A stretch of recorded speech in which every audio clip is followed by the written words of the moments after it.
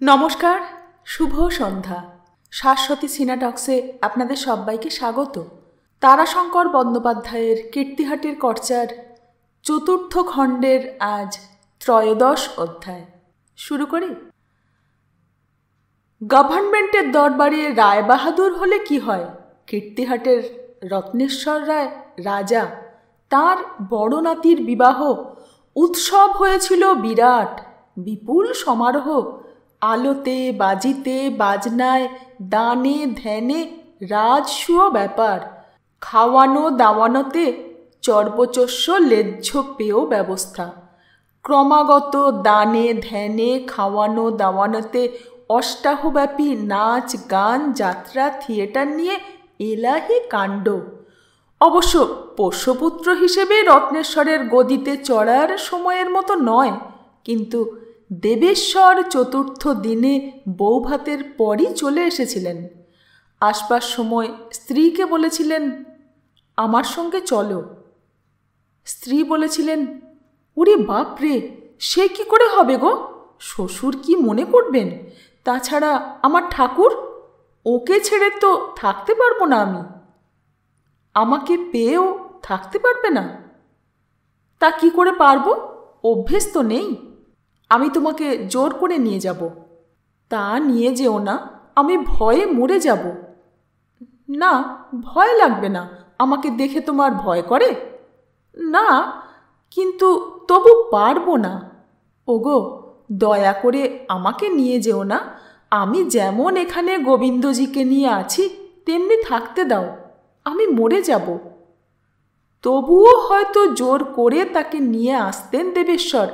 তার সংসার হতে অবজ্ঞাতা স্ত্রীকে ফিরে পেতে তার আকাঙ্ক্ষা হয়েছিল, কিন্তু রায়বাহাদুর পথ রোধ করে দাঁড়ালেন। বললেন, তা তো পারবো না দেবেশ্বর। এই কুটুম্ব স্বজন থাকতে থাকতে বড় বৌমা যাবেন, এ তো হয় না। লোকে কি বলবে? তোমার না হয় কাজের ছুতো আছে, তোমার উপরে আমি আছি। ছেলের বিয়ের সব ভার আমার উপর দিয়ে যাচ্ছ, হলো, মানালো, কিন্তু তোমার মা নেই। বড় বৌমা যাবেন কি বলে? চুপ করে রইলেন দেবেশ্বর। একটু পর বললেন, আমি ফিরে আসবো নিতে, চুকে গেলে পর। এমনকি আমি থেকে যেতেও পারি। একটু চুপ করে থেকে রত্নেশ্বর রায় বলেছিলেন, তুমি থাকলে আমি খুশি হব খুব, এবং তোমার কল্যাণ হবে। হয়তো তোমার সঙ্গে তোমার বাপের এবং ছেলের সঙ্গে একটা আপোষ হতে পারে, কিন্তু বৌমাকে পাঠাবই এ বলতে পারবো না। বৌমাকে নিয়ে আমি ফিরে এসেছি। বৌমার মাথার গোলমাল হয়েছে বলে লোকে, কিন্তু আমি জানি উনি গোবিন্দকে সেবা করে সিদ্ধি পেতে চলেছেন। দেরি নেই, তাকে তো পাঠাতে পারবো না। দেবেশ্বর বলেছিলেন, তাহলে আমি চলে যাই। থাকতে যখন পারো তখন থাকাটাই ভালো নয় কি? তোমার তো অসুবিধা কিছু ঘটছে না। একরকম গুরুর আদরেই তো রাখা হয়েছে। অসুবিধা কিছু ঘটছে তো বলো। মুখ লাল হয়ে উঠেছিল দেবেশ্বরের। এবার তিনি বলেছিলেন, কিছু অসুবিধা আছে, সেটা ইচ্ছা করলেও দূর করতে পারবেন না। ক্রমাগত প্রজা সজ্জনদের প্রহার দেখছি, দেখে যে কষ্ট পাচ্ছি তা ঠিক সহ্য করা সম্ভবপর নয়। মানে শুনেছি সমস্ত মহালে নাতির বিয়েতে চাঁদা মাথট নিয়েছেন টাকায় 4 আনা। তার উপর তাদের নিমন্ত্রণ করে এনে বৌমাকে এবং যজ্ঞেশ্বরকে নাট মন্দিরে বসিয়ে প্রজাদের কাছ থেকে নজরানা আদায় করলেন। আপনার অর্থের অভাব ছিল না, তবু করলেন। এটা ঠিক ব্যাপারটা এখানেই শেষ হয়নি সুলতা। কীর্তিহাট থেকে ফিরে শুধু যোগেশ্বরকে নিয়েই কলকাতা এসে ছদ্মনাম দিয়ে একখানা চিঠি তিনি লিখেছিলেন, সেটা বেরিয়েছিল ইংলিশম্যানে। হেডিং ছিল the drains of the society. ছদ্মনামটা জানতেন রত্নেশ্বর রায়। এরপর আর পিতাপুত্রে দেখা হয়নি। দেবেশ্বর রায় তার মৃতদেহ দেখেছিলেন। 1900 সাল, 19th সেঞ্চুরি শেষ করে 20th সেঞ্চুরিতে পৌঁছেই মারা গেলেন রত্নেশ্বর রায়। খামখেয়ালি দেবেশ্বর রায় এই 4 বছরে একটা নতুন পথ ধরেছিলেন। বড় ছেলে যজ্ঞেশ্বরকে ডেকে কয়লার ব্যবসাতে বসিয়ে দিয়েছিলেন এবং নিজে ধীরে ধীরে সরে এসে খানিকটা নিঃসঙ্গ জীবনযাপন করতেন। সে তার এসরাজ নিয়ে গান গেয়ে কাটাতেন, কিছুটা পলিটিক্স করেছেন, আর একখানা ভালো কাগজ করবার কল্পনা করেছেন। জীবনে যেন একটা অস্থিরতার মধ্যে পড়েছিলেন তিনি। অস্থির মানুষ চিরকাল, নিত্য প্রতি মুহূর্তে যেখানে মানুষ বদলায় সেখানে স্থির কি বা কে বলে সুলতা? তবে কিছু কিছু মানুষের অস্থিরতা বড় প্রকট, বড় স্পষ্ট ধরা পড়ে। দেবেশ্বর রায়ের এই সময়ের অস্থিরতা যেন সেই রকম। নইলে ভাবতে পারো সুলতা, দেবেশ্বর রায় দক্ষিণেশ্বর যান, বেলুড় মঠে যান, নতুন করে সংস্কৃত পড়েন, কিছুদিন মদ খাওয়াও ছেড়ে দিয়েছিলেন। ছোট ছেলেকে, আমার বাবা যোগেশ্বর রায়কে অহরহ সঙ্গে রাখতেন। আমার বাবা তখন এন্ট্রান্স FA পাশ করে BA পড়ছেন প্রেসিডেন্সি কলেজে। সবই কিছুদিনের জন্যে। কিছুদিন পর আবার পুরনো দেবেশ্বর রায়।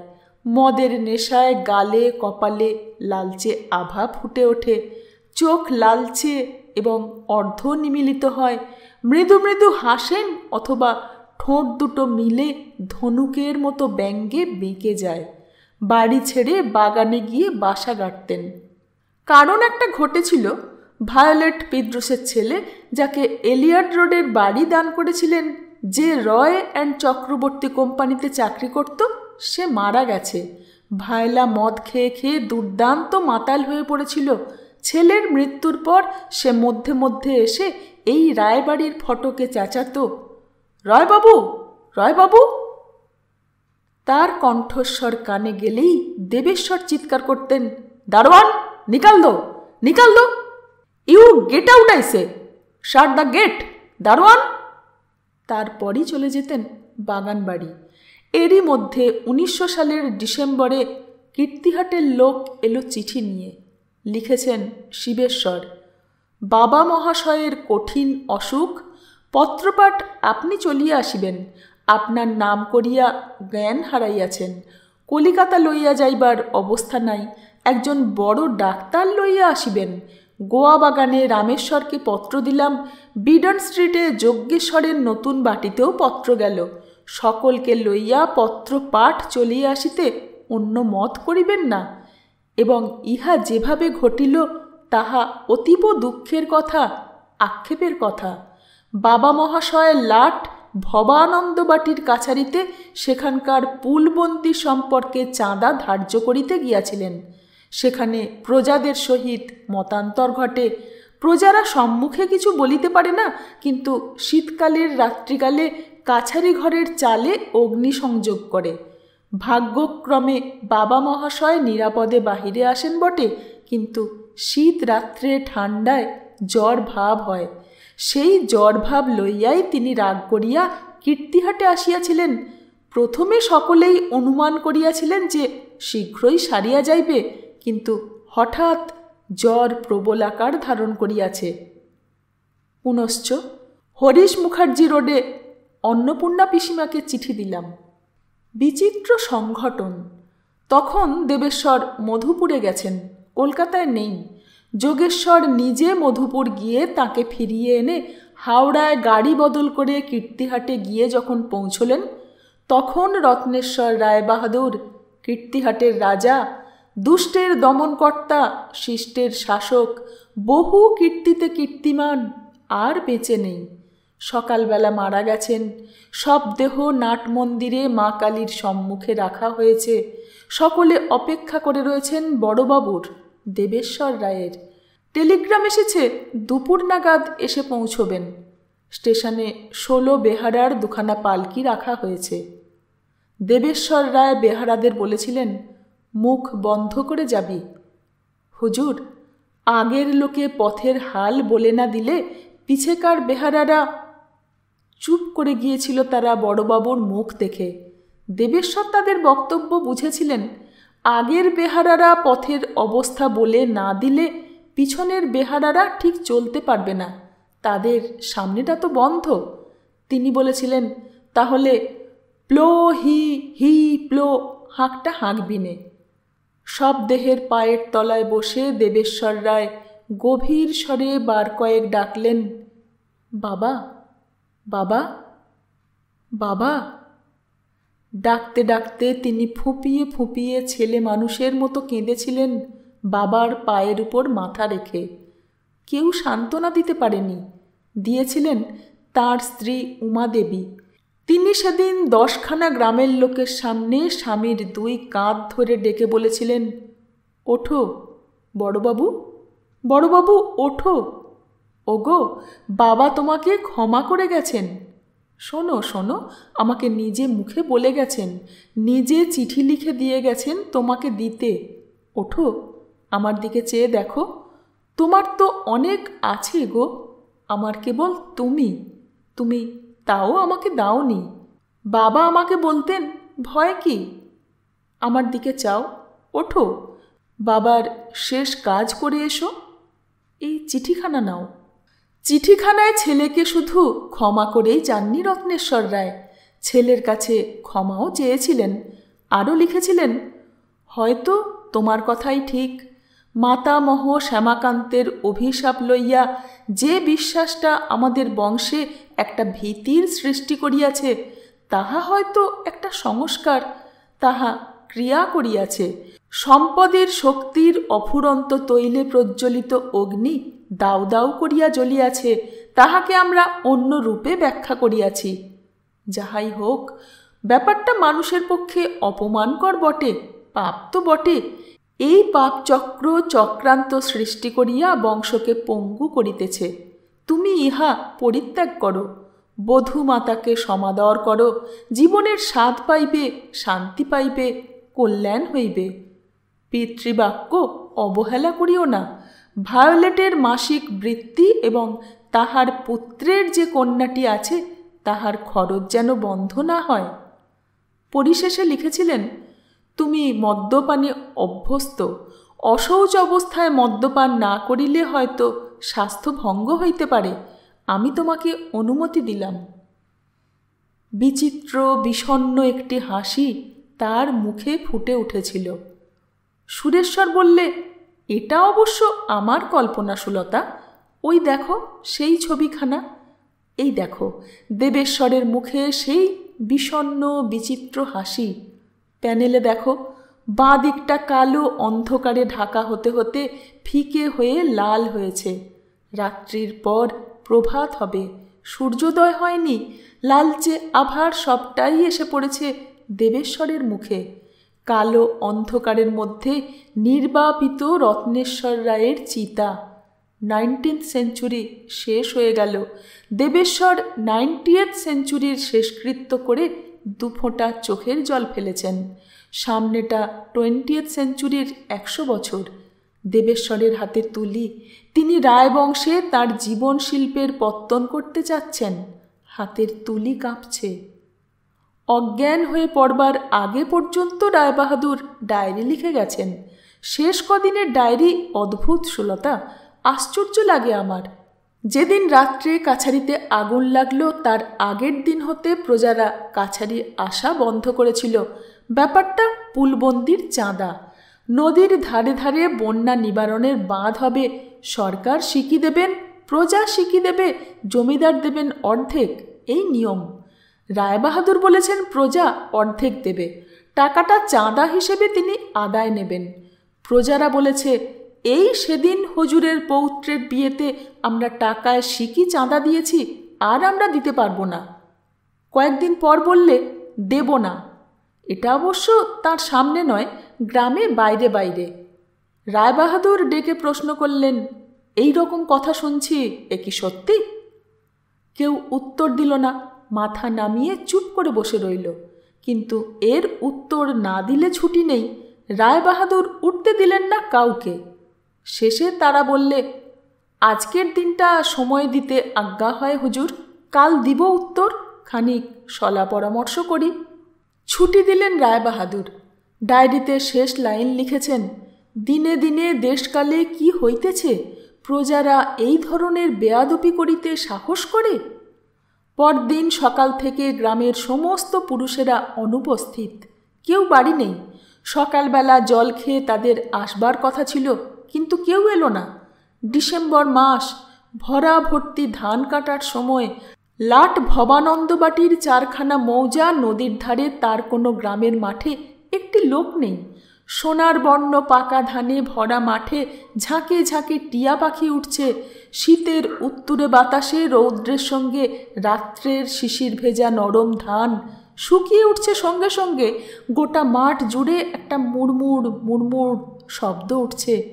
সেই দিনই রায়বাহাদুরের হুকুমে সমস্ত গ্রামের গরু বাছুর, ছাগল ভেড়া ঘরে বন্ধ রইল, ঘর থেকে বের হতে পেল না। রাখালেরা ফিরে গেল।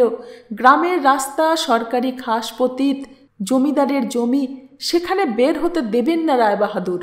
বন্ধ করলেন না পানীয় জল সরকারি পুকুর থেকে, স্নান বন্ধ হলো সরকারি পুকুরে। সন্ধেবেলা ঢেঁড়া পড়ল। কাল সকালবেলা 1 প্রহরের মধ্যে প্রত্যেক প্রজাকে কাছারিতে হাজির হবার জন্য হুকুম জারি করা হচ্ছে। যে প্রজা হাজির না হবে তার সরকারি জমি, পুষ্করিণী এবং গাছপালা যা সরকারি পতিতের উপর থাকা সত্ত্বেও ব্যবহারের সুবিধা ইত্যাদি বাতিল করা হবে। এর পরিণাম অতি ভয়ানক সুলতা। এ যে না দেখেছে সে বুঝবে না। গরু বাছুর পথে বের হলে খোঁয়াড়ে যায়। ইচ্ছে করলে বউ বেটি মেয়ে ছেলে পথে বের হলে ট্রেসপাসার্স হতো সেকালে। পাকা ফসল মাঠে থাকতো, মিলিয়ে যেত, আরও অনেক কিছু হতো। তার মধ্যে ঘরে আগুন, লাঠিবাজি, ফৌজদারি কি নেই সুলতা? এসব হলো আইনসম্মত শাসনবিধি। কিন্তু ততদূর অগ্রসর হতে পারেননি রত্নেশ্বর রায়। তিনি জানতেন না যে কাল তার অজ্ঞাত সারে আরও অনেক এগিয়ে গেছে। প্রজাদের সেই কালই, সেই রাত্রেই বোধহয় খুঁচিয়ে জাগিয়ে এগিয়ে দিয়েছিল। যা, তার চেয়ে আজ রাত্রি পোয়াবার আগেই কাছারিতে আগুন দিয়ে জ্বালিয়ে দে। জমিদার বুঝুক তোরাও লড়তে পারিস। রত্নেশ্বর রায় তাঁর সেদিনের ডায়েরিতে লিখেছেন, রাত্রিতে কাছারিতে আগুন লাগিল। শীতের রাত্রি, প্রথমটা বুঝিতে পারি নাই। পরে যখন লোক লস্করের হাঁকাহাঁকিতে ঘুম ভাঙিল, তখন তাড়াতাড়ি ঘর খুলিয়া বাহিরে আসিয়া দেখিলাম ঘরখানা জ্বলিতেছে। আমি স্তম্ভিত হইয়া গেলাম, তৎপর ক্রুদ্ধ হইলাম। দেখিতে দেখিতে মনে পড়িল আর একবার জমিদার দে সরকার আমাকে ঘরে শিকল দিয়া প্রজা হিসাবে পুড়াইয়া মারিতে চাহিয়াছিল। রক্ষা করিয়াছিল ঠাকুরদাস। ঠাকুরদাসের কথা মনে করিয়া অনুশোচনা হইল, কাঁদিলাম। তাহার পর মনোমধ্যে চিন্তান্তরে উপনীত হইলাম এবং চমৎকৃত হইয়া গেলাম। এবার প্রজারা জমিদারকে ঘরে আগুন লাগাইয়া পুড়াইয়া মারিতে চাহিতেছে। আমার মতো জমিদার কেউ গ্রাহ্য করিল না। কাল কি এতই বদল হইয়া গেল? ইহার পর ভবিষ্যতে কি হইবে? জমিদার বর্গের সাবধান হইবার সময় আসিয়াছে। আমি চিন্তিত হইতেছি রায়বংশের জন্য। আমার অন্তে মদীয় পুত্রদের কি দশা হইবেক? দেবেশ্বর একসঙ্গে আমির মেজাজের এবং সাহেবী মেজাজের লোক। প্রজাদের সে ঘৃণাও করে, তাহাদের দয়াও করে। শিবেশ্বর মামলাবাজ এবং শক্তি না থাকা সত্ত্বেও জবরদস্ত জমিদার হইতে চায়। রামেশ্বর কলিকাতা বিলাসী, ব্রাহ্ম ঘেঁষা একটা অপদার্থ বিলাসী। যজ্ঞেশ্বরের সম্বন্ধে আশা করিয়াছিলাম, সে বিবাহ করিয়া শ্বশুরদের সংস্রবে কয়লা ব্যবসায়ী হইয়া গেল। কি করিব অদ্য হইতে তাহাই চিন্তা হইল। সে চিন্তার মীমাংসার পূর্বেই তিনি অজ্ঞান হয়ে মারা গিয়ে নিশ্চিন্ত হলেন। লোকে বলেছিল ইন্দ্রপাত হয়ে গেল। দেবেশ্বর মুখাগ্নি করে বাড়ি ফিরে কম্বলের শয্যায় বসে ভাইদের বলেছিলেন, আমাকে একটু একলা থাকতে দাও। শিবেশ্বর ভেবেছিলেন বড় ভাই মদ খাবেন। বাপ অনুমতি দিয়ে গেছেন তার শেষ চিঠিতে। চাকরদের তিনি ডেকে বলেই গিয়েছিলেন, বড়বাবুকে মাল দিবি, কিন্তু যেন বেশি দিস নে। আর দোহাই বাবা, অখাদ্য কুখাদ্য যা খায়টায় এর সঙ্গে ধর না মুরগির ডিম ফিম সেগুলো যেন চাইলেও দিস নে, অন্তত হুকুম করলে বড় মাকে ডেকে দিস। না, বড় মা কি করবে, আমাকে ডেকে দিস, অন্তত খবরটা দিস, বুঝলি? চাকর তার খাস চাকর নিমাই দাস কলকাতার মতোই ট্রেতে করে বোতল, গ্লাস, সোডা এনে নামিয়ে দিলে। তাকিয়ে দেখে ভুরু কুঁচকে উঠল তার। নিমাই চাকর তার নিজের তালিম দেওয়া চাকর, সে তার চাউনির অর্থ বোঝে, কথা বলবার জন্যে মুখ খুললে জানতে পারে এবার কিসের হুকুম হবে। সে তার কোঁচকানো ভুরুর দিকে তাকিয়ে সভয়ে বললে, আগে মেজবাবু বললেন। কথাটা অসমাপ্ত রেখে সে চুপ করে দাঁড়িয়ে রইল। দেবেশ্বর বলেছিলেন, নিয়ে যা, ও আর খাবো না, আর কোনো দিন আনবি নে সামনে। শোন, যদি ভুলে গিয়ে আনতে বলি তবে তুই মনে করিয়ে দিস। যা, মানিক বউকে বল এক গ্লাস ঠান্ডা জল নিয়ে আসবে। অশৌচের সময় তোর হাতে জল পর্যন্ত খেতে পারবো না, বুঝলি? মানিক বউ অর্থাৎ উমাদেবী জলের গ্লাস নিয়ে তার মুখের দিকে তাকিয়ে বলেছিলেন, বাবা তো বলে গিয়েছিলেন খেতে, তোমাকে ফিরিয়ে দিলে কেন? দেবেশ্বর বলেছিলেন, আর কখনো খাবো না বলে। খাবে না? অবাক হয়ে তাকিয়েছিলেন উমাদেবী স্বামীর মুখের দিকে। আর কখনো খাবে না? না, তোমাকে আমি বুঝতে পারি না, ভারী ভয় করে। বসো। বসবার কি উপায় আছে? যাই দেখি, গোবিন্দ মন্দিরের কাজকর্ম আমি করি তো, এবার কাউকে দিয়ে দাঁড়িয়ে থেকে করাতে হবে। কেন? সেবার যজ্ঞেশ্বরের বিয়ের সময় 24 ঘন্টা তো আমার কাছেই থাকতে, মুরগির ডিম পর্যন্ত নেড়েছ। সেবার গোবিন্দ বলেছিলেন। এবার? না, এবার তো বলেননি, বরং মুখ শুকিয়ে গেছে গোবিন্দর। বলেছেন, বাবা চলে গেলেন, আর কি আমার সেই যত্ন করবে এরা মানিক বউ? তুমি একটু দেখো। বাবাও বলে গেছেন। কি করব বলো? অকস্মাৎ ফেটে পড়েছিলেন দেবেশ্বর। তাহলে আমি কাকে নিয়ে কার সঙ্গে কথা বলে থাকবো বলতে পারো? বিব্রত হয়ে মানিক বউ বলেছিলেন, এ কি বিপদে পড়লাম মা, আমাকে নিয়ে কি করবে তুমি? না না না, তোমার অনেক আছে, বই আছে, গান আছে, তারপরে লোক আছে, জন আছে, বিষয় আছে, ব্যাপার আছে, আমার যে গোবিন্দ ছাড়া আর কেউ নেই। না, আমি আছি, আর আমি ওসব চাই নে, আমি তোমাকে চাই। তুমি বসো, যেতে পাবে না তুমি। না না না, তোমাকে আমার ভয় করে, আর আমি যে আমাকে গোবিন্দকে সঁপে দিয়েছি। তোমাকেই দিতে চেয়েছিলাম, কিন্তু তুমি তো নিলে না। পায়ের তলায় পড়ে কাঁদতাম, কই একদিনও তো দেখনি। বাবা টেনে এনে এখানে গোবিন্দর হাতে দিয়ে বলেছিলেন, মা, ওই ওর পায়ে নিজেকে ঢেলে দাও। কি করব মা, অপরাধ আমার, বিয়ে তো ও করেনি, আমি জোর করে দিয়েছি। আমি তাই আছি। সেবার গোবিন্দ বলেছিলেন, আমি বিবি মহলে তোমার সেবা করেছিলাম। এবার তো বলেননি। আমি পারবো না। ঠিক এই মুহূর্তেই দুই ভাই এবং ম্যানেজার এত্তেলা পাঠিয়েছিলেন, শ্রাদ্ধ ইত্যাদি সম্পর্কে কথা বলতে তারা আসছেন। শ্রাদ্ধের কথা প্রায় বাঁধা কথা ছিল সেকালে। 10 দিনে তিলকাঞ্চন সেরে রেখে 6 মাসে সপিণ্ডীকরণের সময় দানসাগর। কিন্তু কথা তাছাড়াও ছিল, সম্পত্তির কথা। তাছাড়া আরও একটা বড় কথা তুলেছিলেন শিবেশ্বর, হয়তো সেইটেই রায়বংশের ভবিতব্যের কথা। শ্রাদ্ধ দানসাগর 6 মাসে নয়, 10 দিনেই করার কথা হয়েছিল। রামেশ্বর ব্যারিস্টারি পড়তে বিলেত যাবেন, অনুমতি রত্নেশ্বর দিয়েছিলেন কিছুদিন আগে। প্রয়োজন অনুভব করেছিলেন রায়বংশের কারুর বিলেত অন্তত যাওয়া প্রয়োজন, নইলে যেন রায়বংশের সম্মান খর্ব হচ্ছে।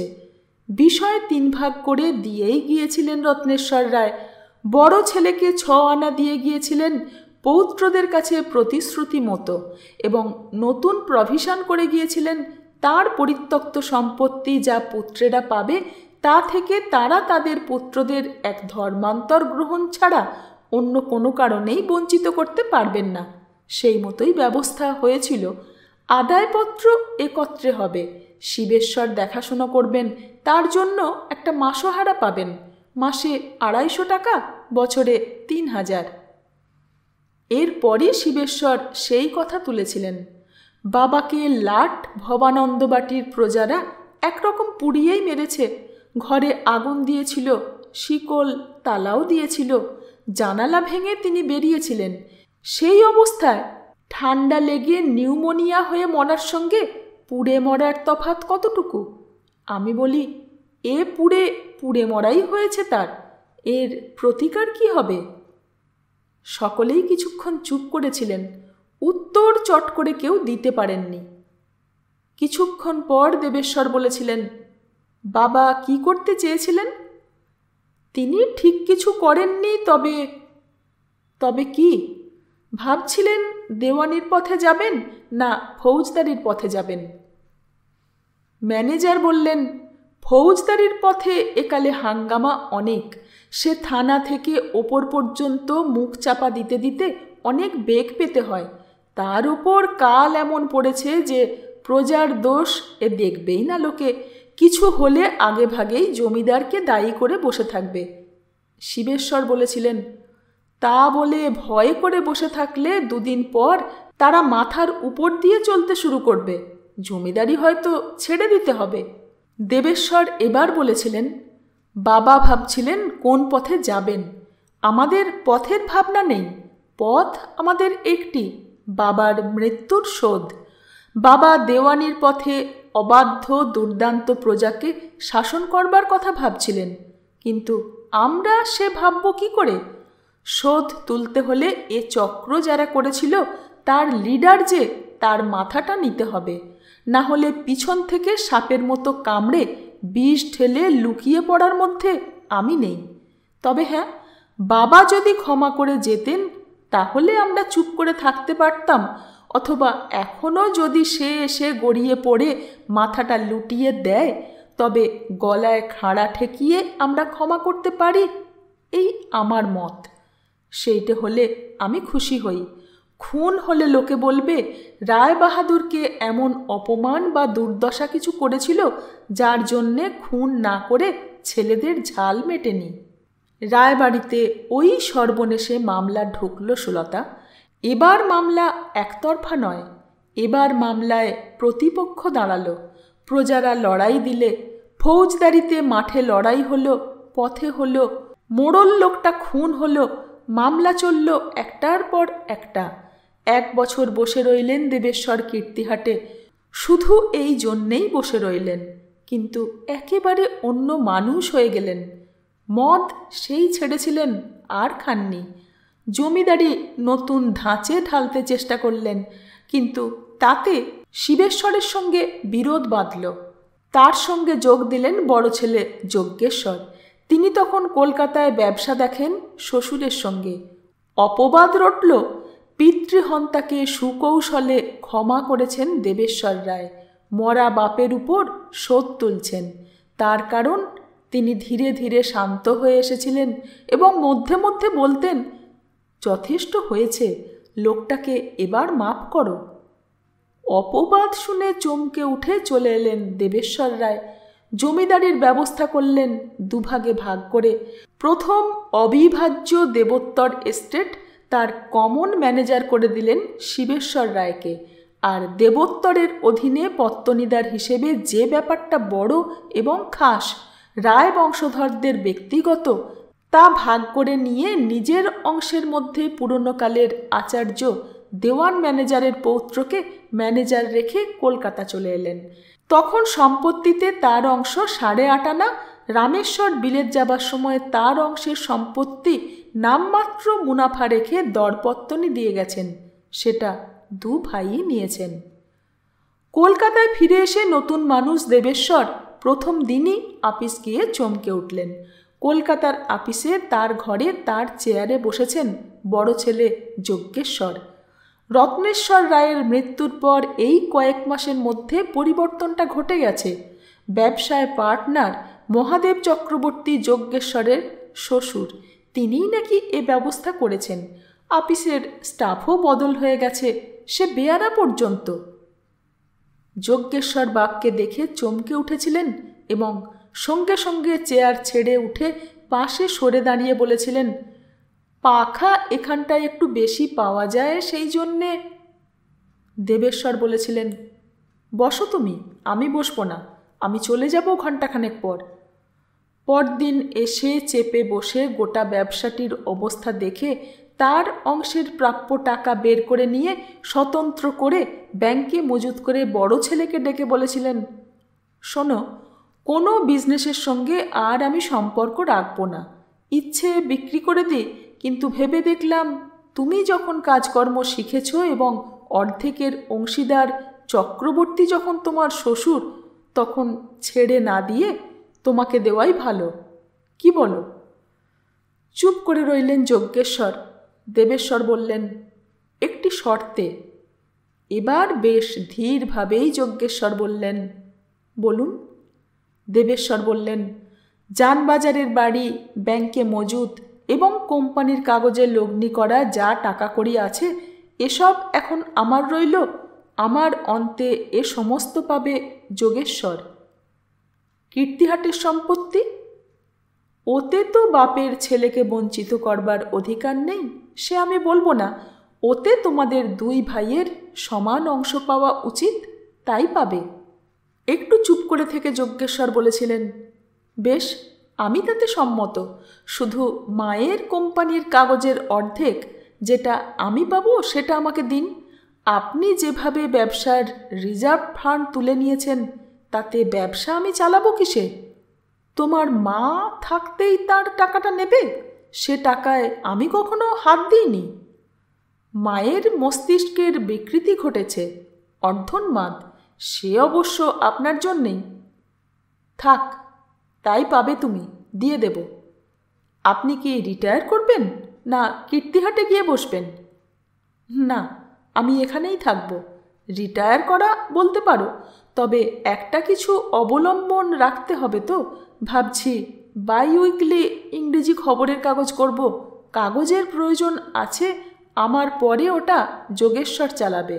সে এবার বিএতে ইংরেজিতে ফার্স্ট ক্লাস পেয়েছে, এমএতেও তেমনি ফল করবে। আমার বড় শখ ছিল সেটা যোগেশ্বরকে দিয়ে করে যাব। সুরেশ্বর বললে, 20th সেঞ্চুরিতে ঢুকে দেবেশ্বর রায় আর বেঁচে থাকেননি। তারপরের কথা তুমি সবই জানো সুলতা। জানো না শুধু দেবেশ্বর রায়ের মৃত্যুর কথাটা, তিনি মারা গেলেন কিভাবে। লোকে জানে জমিদারের ছেলে যেভাবে মারা যায় সেইভাবেই মারা গেছেন তিনি। মদ খেয়ে খেয়ে তিনি হঠাৎ একসময় অজ্ঞান হয়ে গিয়েছিলেন, তারপর আর জ্ঞান হয়নি।